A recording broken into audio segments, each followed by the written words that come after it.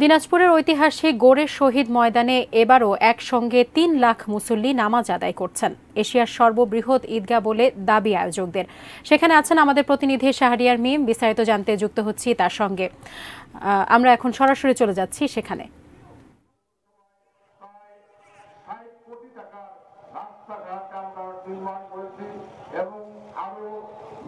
সকলকে পবিত্র ঈদুল আজহার শুভেচ্ছা। এই মুহূর্তে আমি রয়েছি দক্ষিণ এশিয়ার বৃহৎ যে ঈদের জামাত দিনাজপুরের বড় ঈদগাহ মাঠে। আপনাদেরকে জানিয়ে রাখি যে এই যে ঈদগাহ মাঠে এখানে কিন্তু আপনারা দেখতে পাচ্ছেন যে একসাথে কয়েক লক্ষ মুসল্লি কিন্তু নামাজ আদায় করছেন। যদি একটু আপনাদেরকে দেখাই এখানকার পরিস্থিতি, আপনারা নিশ্চয়ই দেখতেই পাচ্ছেন যে বর্তমান এখানকার যে পরিস্থিতি, এখানে হাজার হাজার মানুষ কিন্তু এখানে উপস্থিত হয়েছেন। এই মাঠে প্রায়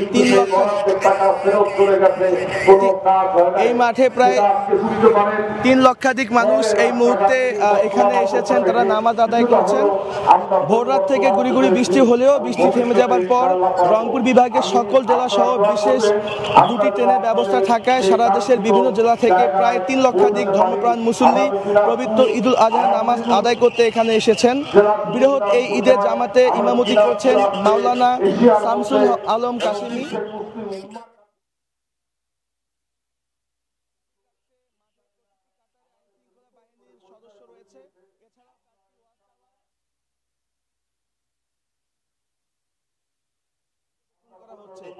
সব মিলে র্যাব, পুলিশ সহ বিভিন্ন আইন শৃঙ্খলা বাহিনীর প্রায় 3000 সদস্য এখানে নিরাপত্তার কাজে মোতায়েন রয়েছে।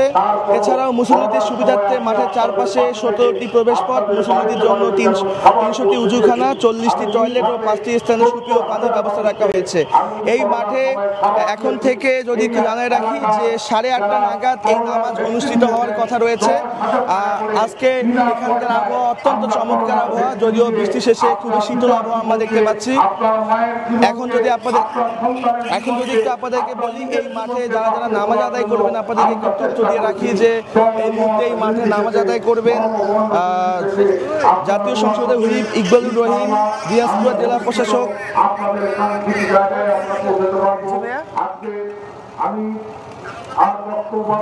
দিনাজপুর জেলা প্রশাসক শাকিল আহমেদ, পুলিশ সুপার শাহ ইফতেখার আহমেদ এবং গণপূর্ত বিভাগের নির্বাহী প্রকৌশলী আব্দুল্লাহ আলম মামুন সহ অন্যান্যরা। 2017 সাল থেকে বড় পরিসরে 3 লক্ষাধিক মুসলিমের অংশগ্রহণে ঈদ উল ফিতর এবং ঈদুল আজহার নামাজ আদায় করা হচ্ছে। এর আগে 1947 সালে ভারত বিভক্তির পর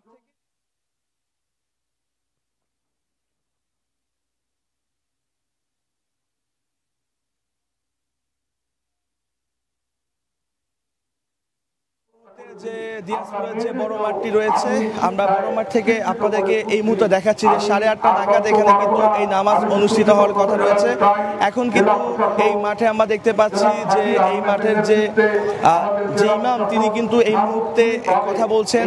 এবং এছাড়াও আপনাদেরকে বলে রাখি যে মুসল্লিরা এখনো কিন্তু তারা এই মাঠে নামাজ আদায় করার জন্য রংপুর বিভাগের বিভিন্ন জেলা থেকে তারা কিন্তু আসা শুরু করে দিয়েছে।